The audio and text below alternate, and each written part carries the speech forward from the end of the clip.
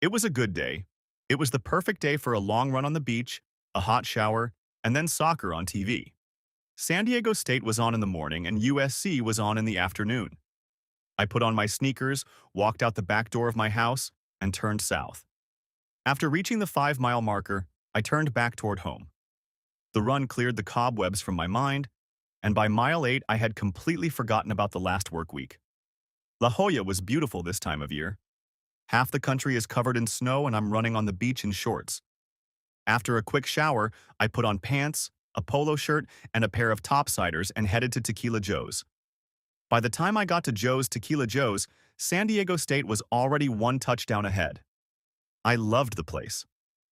There were 4 big TVs with different games on each, good food, and the waitresses were friendly, and not too pushy. Margot was my favorite. Cute, compact, and she always had a smile for this old guy. She was too young, and I had no intentions with her. But just a warm smile made my weekend better. I spent many Saturdays here watching soccer, and a few Sundays too. The San Diego State team controlled the game, moved the ball well, and scored. The defense was holding up as well. My chicken salad lunch was a thing of the past, and I had just ordered a second beer. The San Diego State team was running another score when he walked in. I didn't see him, but he saw me. He headed straight for my table. As he approached my table, I was surprised to notice him. Then he spoke words I hoped I would never hear again. "Hello, Father." Those words shocked me. It had once been such a joy to hear those words, but those times were long gone. Now those words just cut. I looked at the boy. Damn it, he wasn't a boy anymore. He was over 21 now.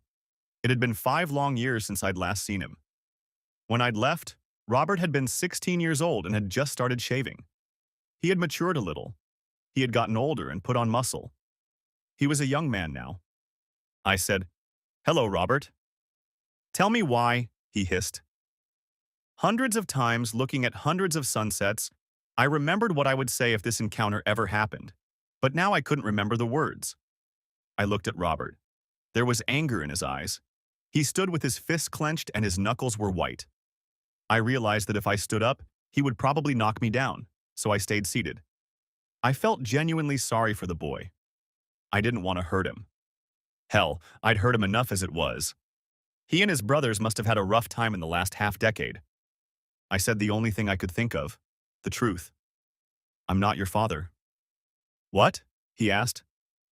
"I suppose you're asking why I abandoned you, your brothers, and your mother 5 years ago.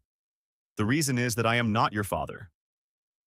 This stunned him, confused him, and he unclenched his fists. Confusion was reflected on his face, and I could tell that statement rocked his world.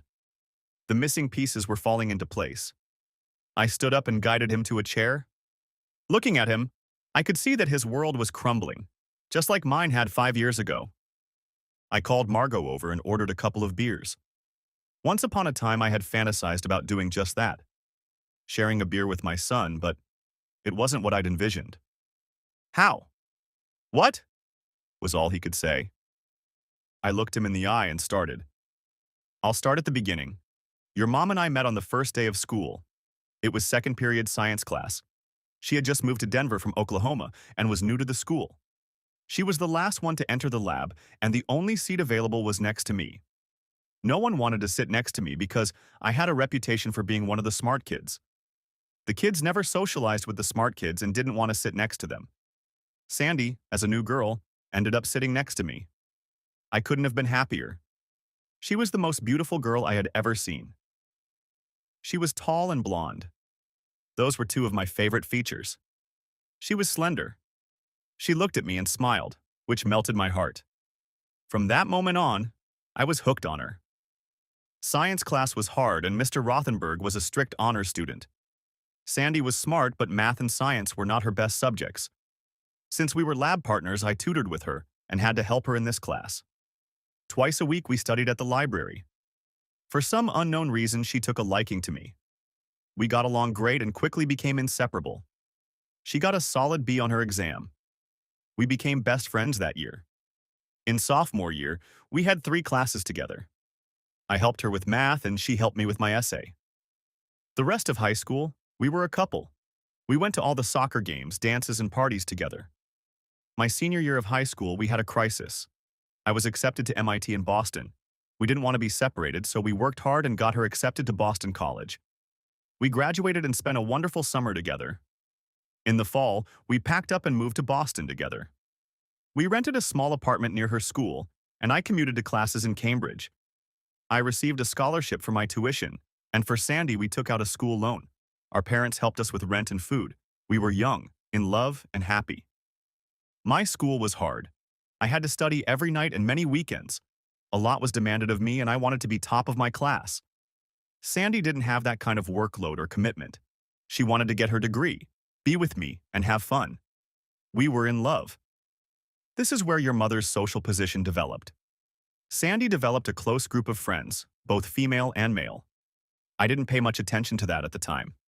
She liked having friends around and being the center of their attention. She was always very friendly with everyone. So, we spent every summer at home and then went east in the fall. 4 years flew by. I earned a degree in aeronautical engineering and Sandy earned a bachelor's degree in history. We came home to Denver and my parents threw us a great homecoming party. All of our friends were there. It was there that I got down on my knees and proposed to your mom. Everyone already knew we were getting married, but it was an official event. She cried and quickly said yes. After the party, we partied all night. I avoided the details. No boy wants to hear the frank details of his mother's life. Before graduation, I sent out several job applications and talked to several companies at job fairs. Now that I had my degree, I decided to get a real job. I interviewed at a few places and they said they wanted me. But to do that, we would have to move. Sandy and I wanted to stay in Denver. She wanted to stay close to friends and family.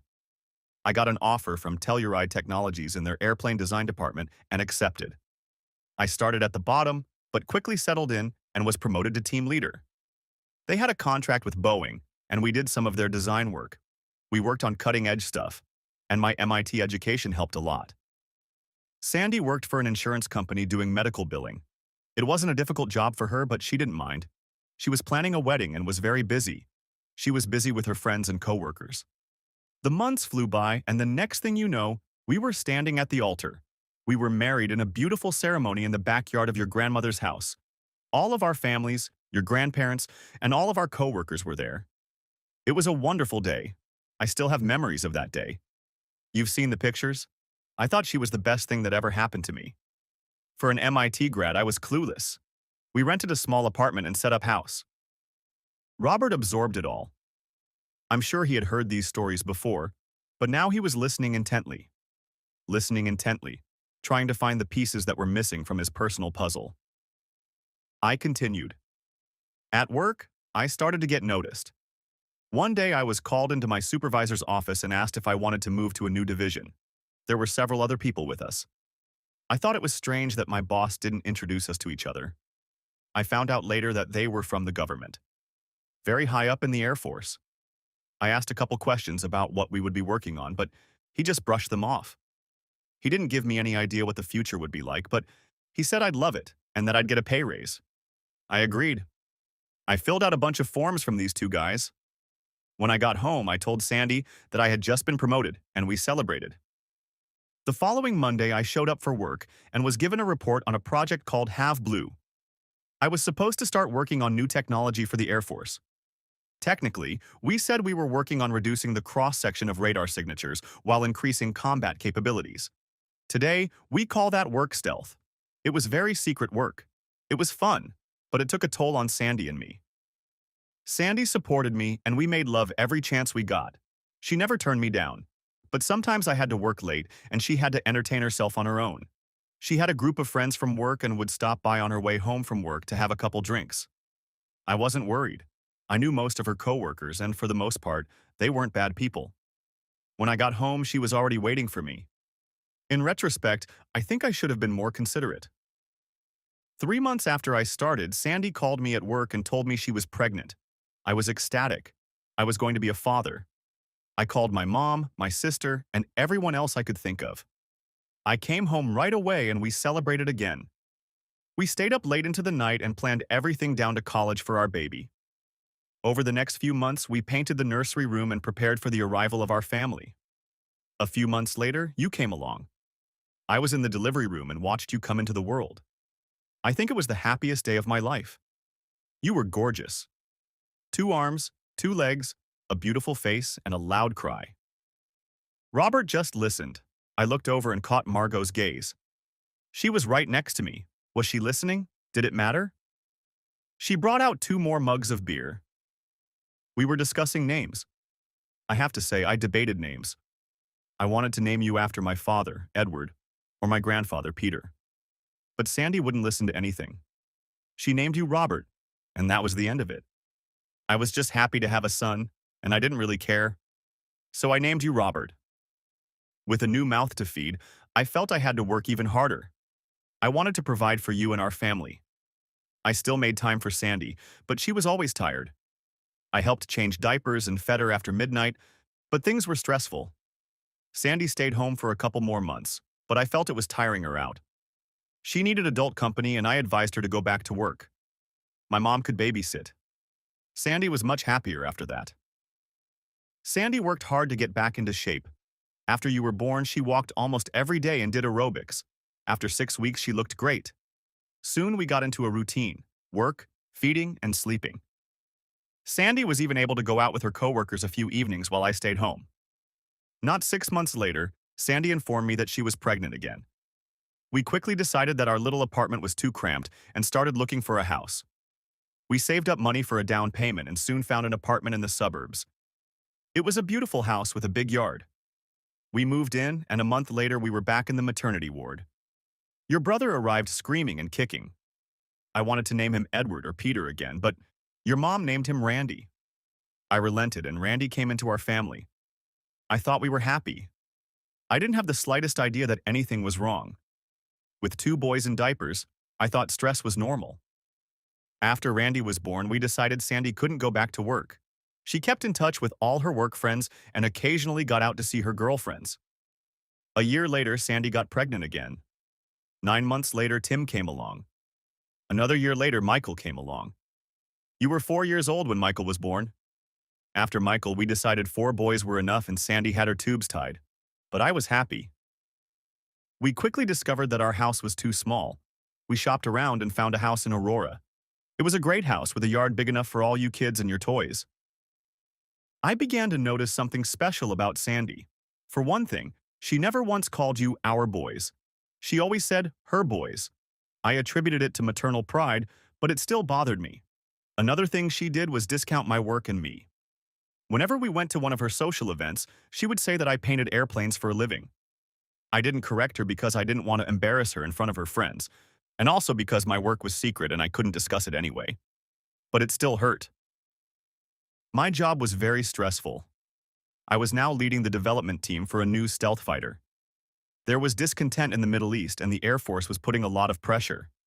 I and my team were getting results. My bosses were pleased and showed it by putting more work on my plate. But even with all that work, I still made it to all the minor league games. I coached a couple of your teams and cheered every hit. That in itself was a challenge. With the 4 of you, I had a hard time with that. When Michael started school, Sandy had a lot of free time. My job was paying a good salary, so she didn't need to work. So she did something else. She became a volunteer. She worked with the Breast Cancer Society and the Library Foundation. She found a way to fill almost every spare minute. She worked hard and was very successful, and she made a whole new group of friends. All in all, life was good. My stealth fighter flew and wowed the world during the Gulf War. You grew up and we played sports. Sandy was involved in the community and seemed happy. Our life together was quite satisfactory. However, I began to feel that she resented my relationship with you boys. I realize now that sometimes she tried to drive a wedge between us. I can see that she was trying to complicate our lives. Sandy signed you up for baseball and Randy signed you up for soccer. She enrolled Tim in volleyball and Michael in music school. I never understood why each of you had to have your own sport. And Michael was in music. He was good. I don't have a single musical bone in my body, and I didn't think Sandy did either. But Michael was a really gifted musician. I don't know where he got that from. I used to joke with Sandy that the mailman must be a great musician, and she just smiled. And then it all came crashing down. I had just turned 40 and the Air Force asked me to get a physical. I hadn't seen a doctor in years. I was healthy as a horse. The physical was very comprehensive. I had a treadmill test, blood work, and even a finger test. Everything was going well until the doctor checked my testicles. He found something. He wasn't sure what it was and didn't tell me anything. He called a specialist. They set up an appointment for me the next day. When the medical community works so fast and gets you an appointment with a specialist the next day, you start to worry. I didn't say anything at home and had a very restless night. The next day, the specialist ran a bunch of tests, scans, more blood tests. By the end of the exam, he seemed a little more relaxed. He told me to get dressed and then discuss the test results with me. We sat in his office and he explained that they thought I had a tumor, but it turned out to be some scar tissue. He asked if I had any serious injuries, and all I could remember was a motorcycle accident I had gotten into when I was 14. I was riding my motorcycle on a dirt road when I fell and the bike went up. I spent a couple days in the hospital but recovered quickly. And then it shattered my world. He said, "It made you infertile." "I'm not infertile. I have 4 sons." "Well, I don't know anything about that, but the tests show that you are infertile." I got angry and ran out of there. The next day, I got a second opinion. He said the same thing. I was infertile. The next day, I got a third opinion. Same thing. On the 4th day, I went to another one for proof. I took all 4 of you to the doctor. I told you and Sandy that we were getting flu shots, but we were actually taking DNA tests. I looked at Robert. I asked if he remembered that day. He nodded affirmatively. There were tears in his eyes. 2 weeks later, I got the results. I didn't think it could get any worse, but it turned out to be even worse. Not only were the 4 of you not mine, but each of you had a different father. I was devastated. I went to the nearest bar and sat down. I pondered the meaning of it all. I had questions, but no answers. I tried to remember any clue, but I couldn't find any.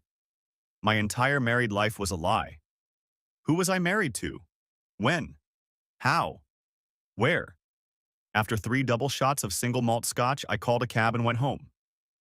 The next day, I got up early, hungover, and drove to work. I couldn't think, I couldn't concentrate, and I couldn't even talk. My team noticed this and sent me home early. Sandy made dinner that night. I remember it like it was yesterday.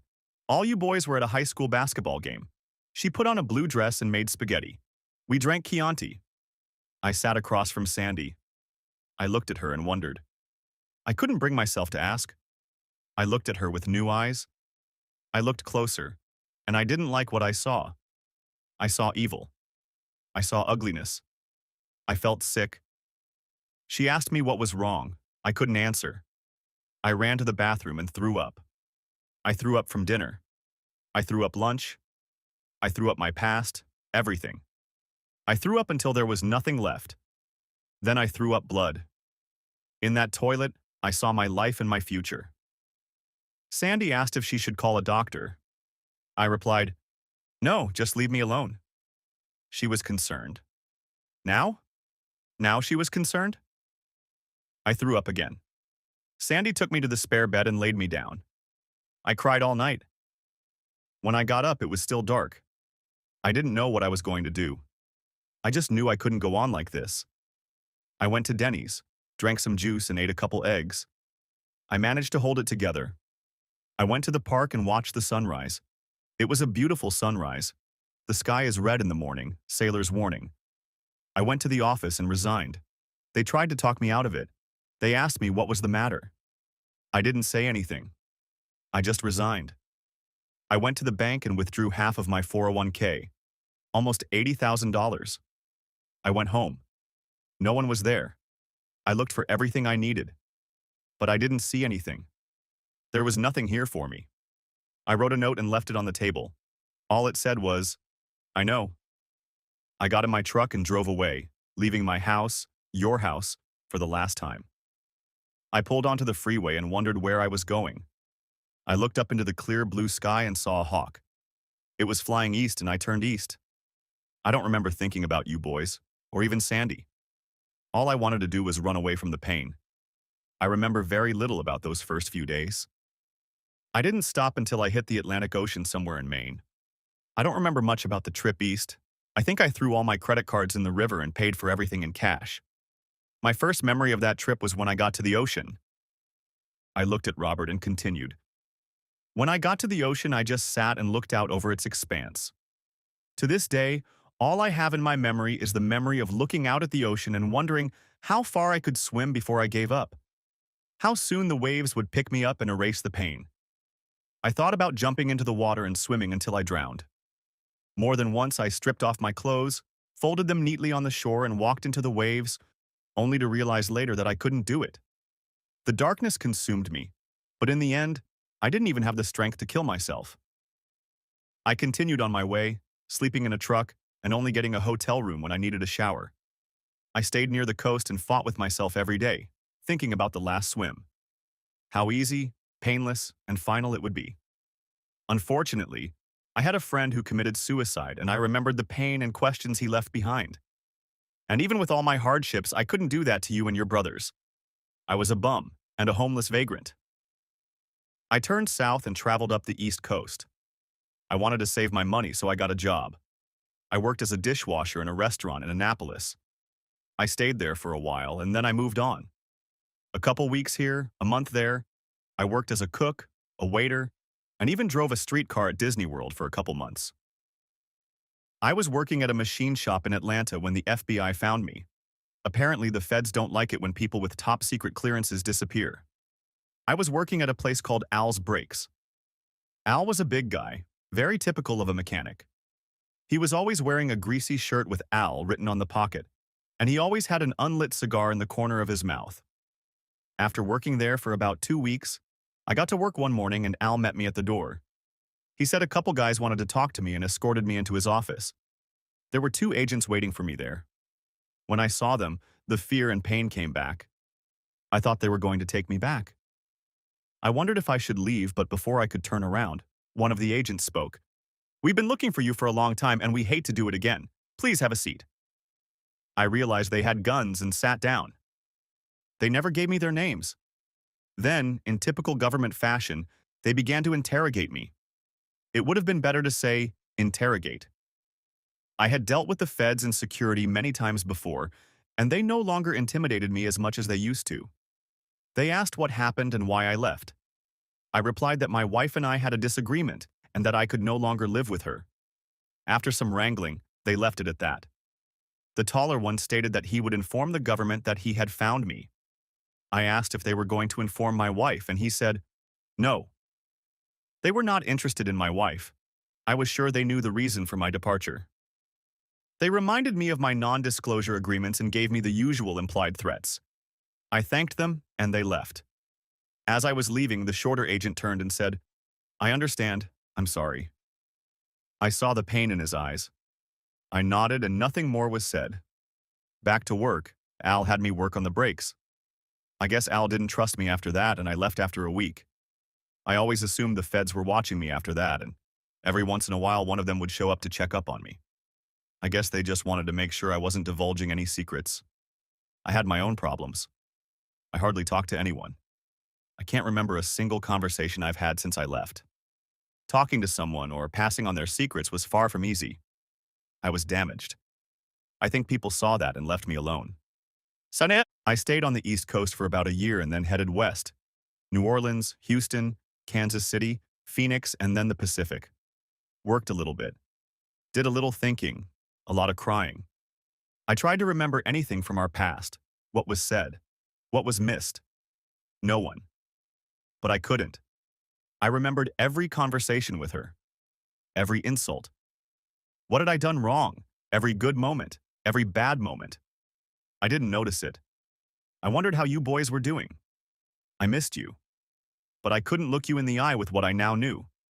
By the end of the second year, the pain had subsided a little. I only cried at night. Some days 10 minutes of peace was enough for me. I began to piece together everything related to our past. Sandy had a coworker named Robert. I met him a couple times. Asshole. I never liked him, and at the time, I couldn't tell you why. I dated another coworker named Randy. Same thing. She had a close friend named Susan, and I remembered that her boyfriend's name was Michael. I remembered Susan saying he was good on the guitar. He played in a rock band somewhere. Each memory killed me more. The facts were revealed, but the reasons behind them were not. Did she do this on purpose? Why the names? I was in the pits of hell. On the West Coast, I began to find a new peace. I found that I enjoyed watching the sunset over the ocean. I would find a spot in the evening and watch the waves and the sun until dark. I watched hundreds of these sunsets. Each one was unique. Each one gave me time to think, time to remember. I felt like I was healing. Perhaps the reasons for this will never be revealed. I ended up in Seattle. I was working as a waiter at a family restaurant when things changed again. A couple guys came in. They looked like nerds, with pocket protectors and everything. They laid out a blueprint of an airplane. I threw a quick glance at it.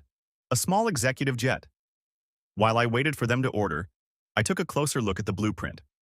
They placed the order, and I said, "The air intakes are wrong." "What?" I said, "If you change the air intakes, you can increase the power of the engine." "How do you know?" one of them replied. "Just a lucky guess." I took a napkin, put it on the drawing, drew the engines, and changed the air intakes. I pulled out a piece of paper and did some quick calculations. Just by doing this, you'll increase performance by about 23%. They were at a loss for words. The chassis is wrong too. I left to give water to table 5. When I brought them lunch, they didn't say a word, but they left a good tip. The next day, I waited for my tables again. It was crowded at lunchtime and I was bustling around. A guy in a suit comes in and sits down in my area. I bring him an iced tea and ask him what he would like. He pulls out a blueprint. I notice it has my reception changes added to it. "Did you make this?" he asks. "Yes." "You say the gear is wrong too." "Yes." "Can we talk?" "Are you going to order something?" "Your modification will increase productivity by 22.7%. You were very close in your calculations." "I guess I'm behind on the practice." "Can we talk?" "Not now, I'm busy."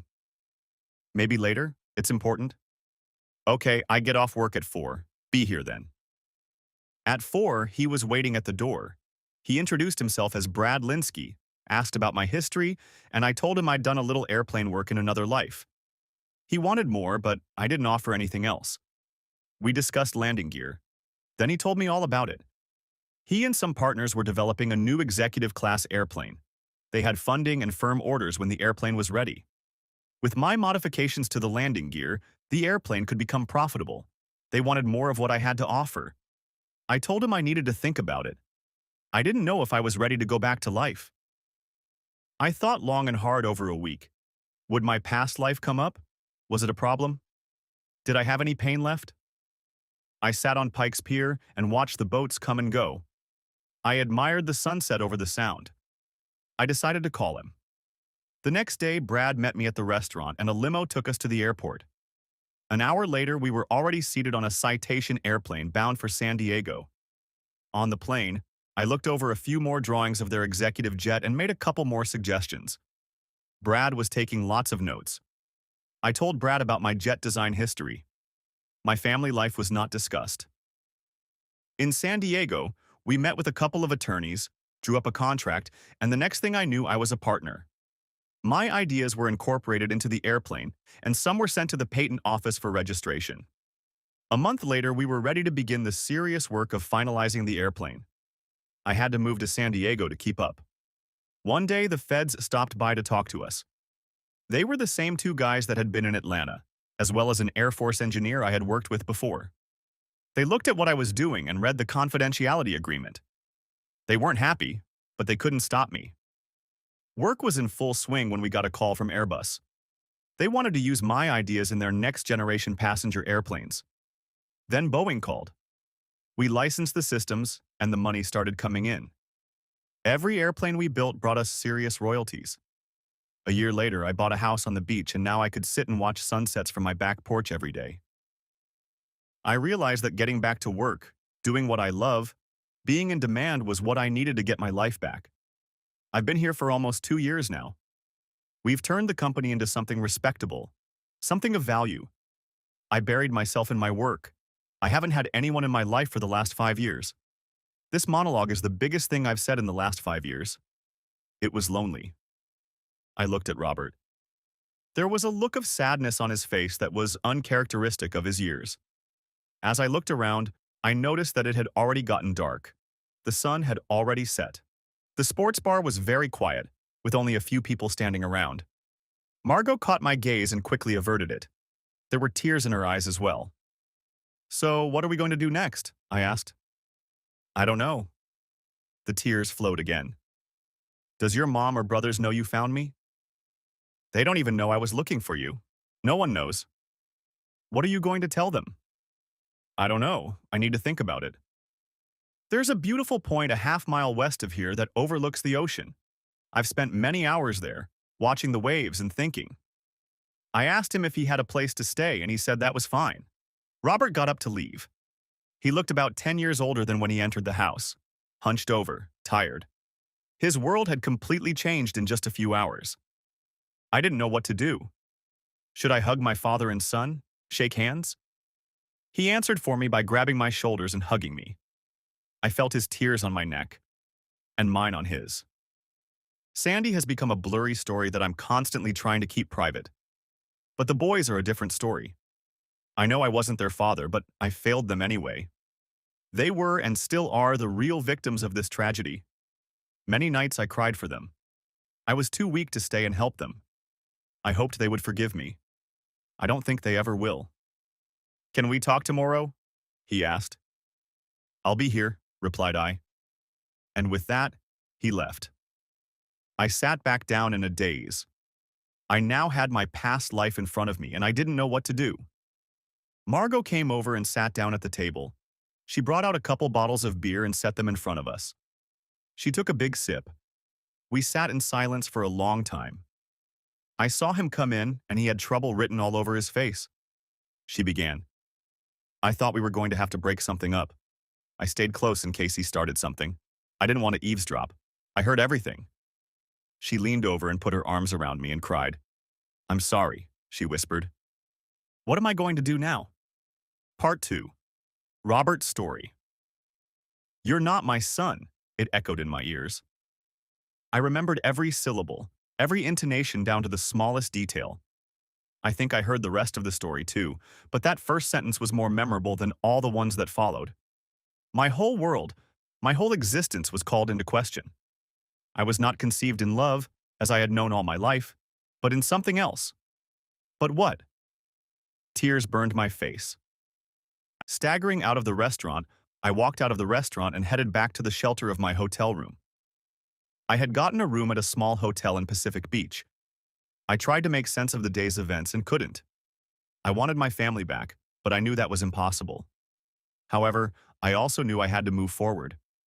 I had been the father of our family for the past 5 years, and I had grown up a lot. I couldn't let my brothers down now. As I lay down that night, past conversations and events were burning my soul. My whole life flashed before my eyes. Every little league you game, every family dinner, every time he sat with me doing math homework, every time he held my head as I vomited into the toilet from the flu flashed through my mind. I couldn't recall a single bad memory of this man. Pain and sadness consumed me until Morpheus took over. Dawn shook me out of my sleep. The cold fall air of the Pacific Ocean chilled me to the core. The night gave me no guidance for the future. I grabbed my shorts, t-shirt, and boots and headed to his house. I was only a couple miles away from him, but the journey seemed longer. I showed up on his doorstep around 8 o'clock. I rang the doorbell. But no sooner had the sound died down than the door opened and he appeared on the doorstep. He invited me in. I declined. "I listened to what you said yesterday. I hope you realize that I have a lot of questions to answer and a lot of problems to solve." He looked at me with sadness in his eyes. I continued, "I'm going home today. I need to decide what to do." "What will you tell your brothers? And to your mom?" "I don't know," I answered with all sincerity. I didn't know what I would tell my brothers. Mom was a whole other story. I looked at him. This was the man who had raised me. I don't care. This man was my father. There was silence between us for a few moments. I broke it and said, "I don't know who my biological father is. Whoever he is, He's not my father. You are. You always have been, and you always will be. There was silence again, and then the tears flowed. Daddy, I said, and threw myself into his arms. We both clung tightly to each other. Can we go back into your life? I'm not sure how my brothers would feel about that. I hesitated. Yeah, I know. We all want you back. Dad said, I want back into your lives more than anything. I want to redeem myself, but I don't know how. I can't look into your mother's eyes. My pain is too deep. I'm unsure of every memory, every time we spent together, and my entire life. I can't face it. He led me into the kitchen and poured 2 cups of coffee. We sat at the kitchen table and watched the birds on the patio. The waves were lapping at the beach beyond the patio. I started, Dad, you've given me a lot to process. Mom hurt you. She hurt all of us, but she's still my mom.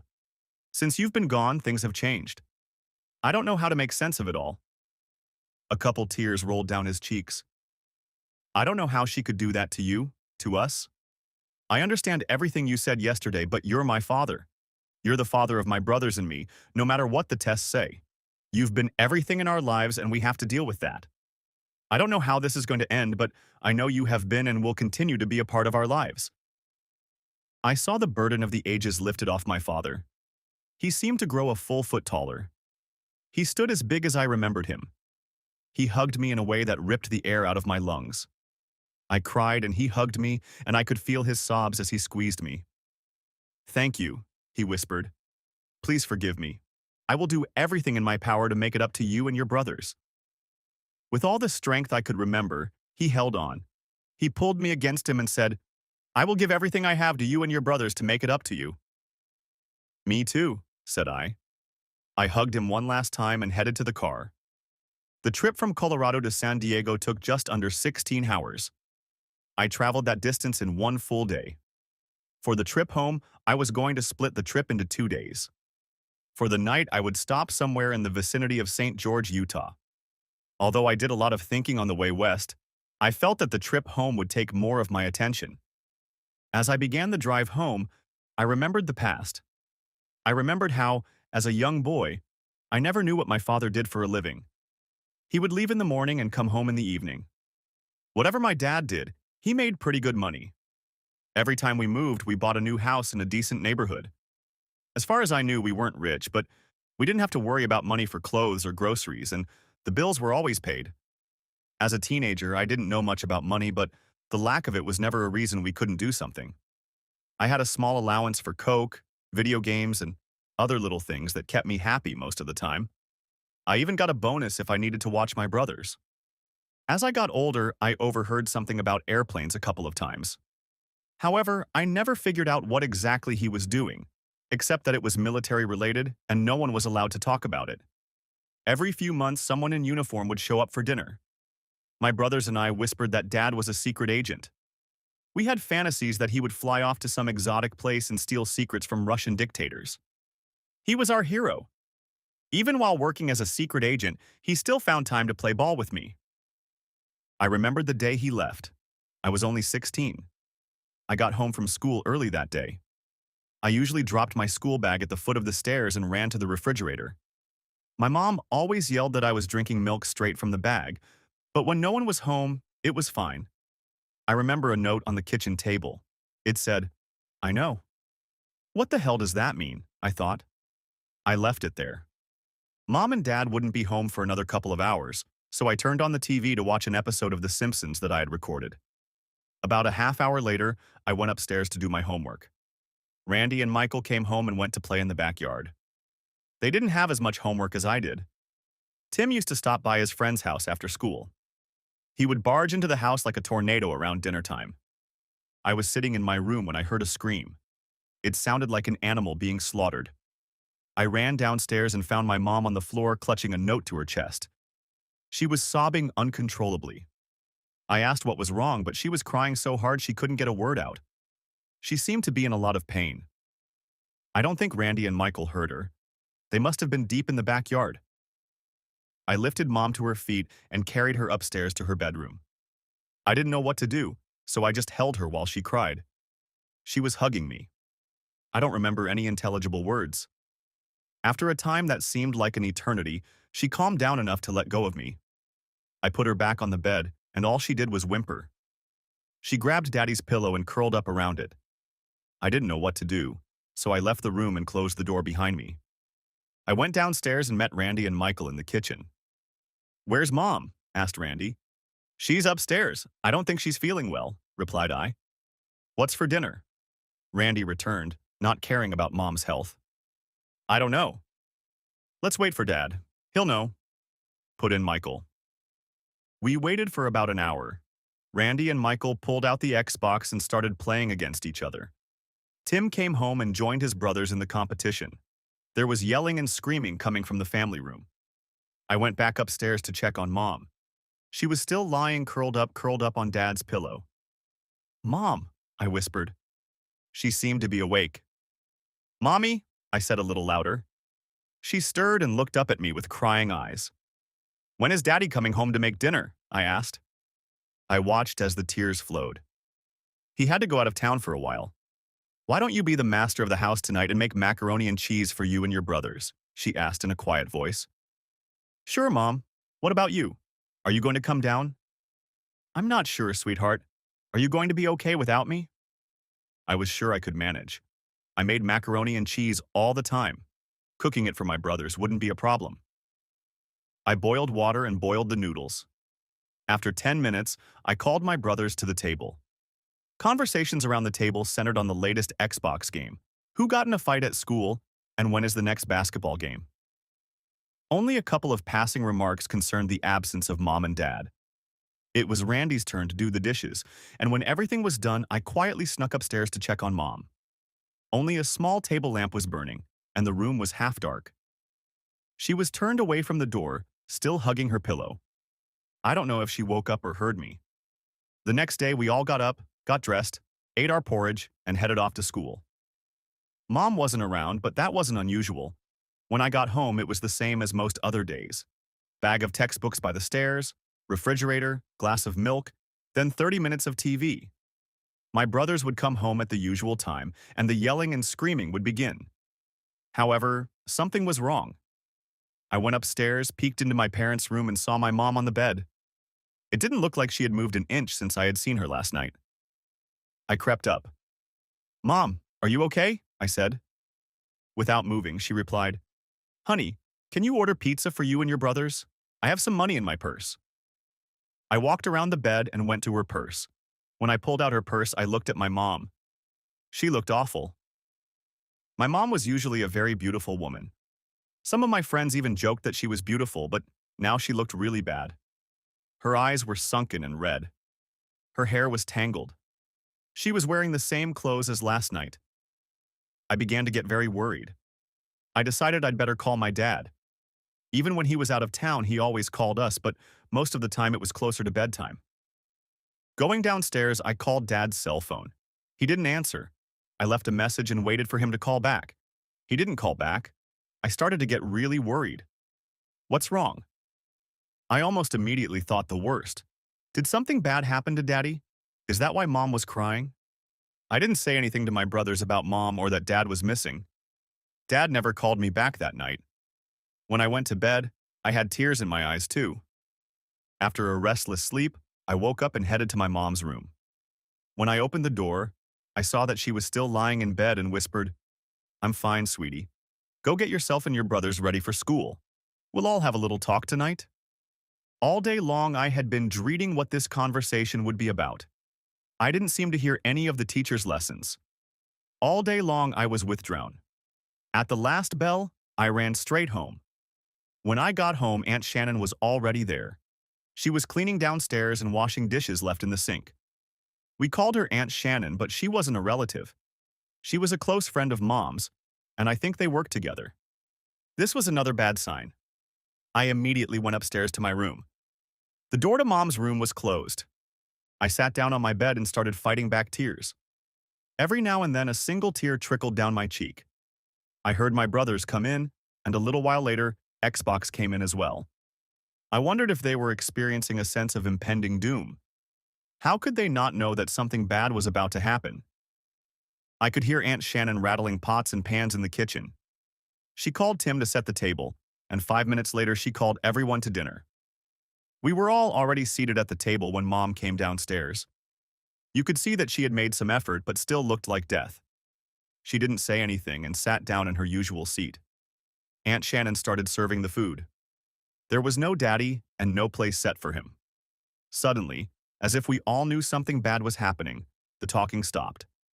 The snide remarks from one brother to another stopped halfway through. Nothing was said about who he liked. No teasing of his brother's silly friends. No talk of an ugly haircut. Nothing. All those loving comments that bring a family together were now a thing of the past. Somehow, through mental telepathy, we all knew that nothing would ever be the same again. I watched my mom with the corner of my eye. She would take food on her plate, but I never saw her eat anything. Often she wiped her tears with a napkin. It didn't look like she was going to sit through the rest of dinner. Halfway through the meal, Mom started, "Boys!" All of our attention was on her. I saw Shannon reach out to take her hand, as if to give her strength to continue. "I have done something terrible. Your father is very hurt and angry with me. He has forsaken me. I don't know how long he will be angry or when he will return. I do know that your father loves you and wishes you no harm." She looked around the table, taking in the faces of each of us. When she caught my gaze, I saw her tears and felt my own flowing. I was afraid to look at my brothers, but sobs came to me from the end of the table. She continued, "From today, things will be different, but we will remain a family even in his absence. We will respect his decisions and never say a bad word about him. The blame lies solely on me." I saw Shannon squeeze Mom's hand. "Rep, you all have no reason to believe that you did anything to push your father into this decision. You've all been good sons, and he's proud of you." With those words, Mom got up from the table and went upstairs. No one else said another word. The food remained on the plates, and after a couple minutes, my brothers separately ran out from the table to grieve. I sat stunned. Shannon got up and started clearing away the plates. Out of habit, I got up to help. Shannon began to wash the dishes, and I took a seat next to her to wipe up. In a quiet voice, she said, "Robert, you are the oldest. A lot is going to fall on your shoulders. You must do what you can to help your brothers through it. Your brothers need you." She turned to face me. "Robert, can you do that?" I nodded slowly. "Robert, your mother will need you too. She will carry this burden and guilt for a long time to come. You must not let that guilt overwhelm her. You will have to support her at times. Hug her when she cries and remind her of your brother's love. You will have to give her your love too. Can you do that?" I nodded and wondered who would help me. The tears came again. I apologized and went upstairs to be alone. That dinner began the slow destruction of our family. Before that, I think Mom had been volunteering at the Cancer Society. The following week, Mom announced that she had found gainful employment. She sadly said, "I won't be earning much at first, so we may have to watch our expenses." From that point on, money became another concern in our family. Within 6 months, almost all of our extra money was cut. No more Xbox games, no more dinners at nice restaurants, and no more extra money for Doritos after school. My brothers felt it and complained more than I did. I took the first step to take my share. I quit sports after high school and got a part-time job. I convinced my mom to let me get my school work permit and got a job at Denny's. I cleaned tables, filled glasses with water, and transferred coffee into cups. I worked about 20 hours a week. I worked for minimum wage, but I got a cut of the waitress's tips. I split that money with my brothers and gave them each about $30 a week. This softened the blow a bit for my brothers. However, money was not the only problem. Soon, guilt began to eat away at our family, and each of my brothers manifested it in their own way. For some reason, my brothers decided that what they did was part of the reason my father left. If only I hadn't gotten that D on my math test. If only I hadn't made that mistake playing shortstop. If only I'd told him how much I loved him. They each found 100 reasons. Unfortunately, so did I. Randy plunged headlong into his studies. From that day on, he never brought home a grade lower than an A. He once confided in me that if his father ever came home, he wanted him to be proud of him. Tim did the same thing with sports.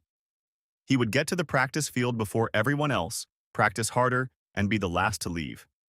He was rewarded with starting spots on the soccer, basketball, and baseball teams. By his freshman year, he was the best player in the conference in 2 sports and was on his way to being named America's best player. However, that dedication took its toll. With his looks and the fact that he was a star athlete, he didn't even have a girlfriend. He couldn't afford to waste time on that. With Michael, things were different. For the first couple years, Michael played guitar. He would lock himself in his room and play songs he heard on the radio. He played pretty well. But when he turned 13, he started to change. He started hanging out with some not-so-good kids. These kids had a reputation for getting into trouble. By the time he was 14, I'm pretty sure Michael was smoking. More than once, he came home with bloodshot eyes and staggered. I tried to talk to him, but he just brushed me off. "You don't own me," he said. "You're not my father." He yelled with anger in his eyes. I didn't know what to do. I was racked with guilt. I worked 40 hours a week. I was promoted to waiter, and I was making good money. I still shared everything with my brothers. With all of this, Mom was becoming more and more withdrawn. I saw a change in her every month. 6 months after dinner, I think she realized that Dad was never coming back. From then on, all she did was work, sometimes 60 hours a week, come home and cook dinner and retire to her room afterward. The sweet mom I once had was fading away, and there was nothing I could do to stop it. Aunt Shannon would stop by about once a month to talk to everyone, but that was the only guest we had in the house. End of part 1. Part 2 may be coming out in 10 hours. Write in the comments if you're waiting for it. Also, give a like under this video and subscribe to my channel. I hope you enjoyed this video.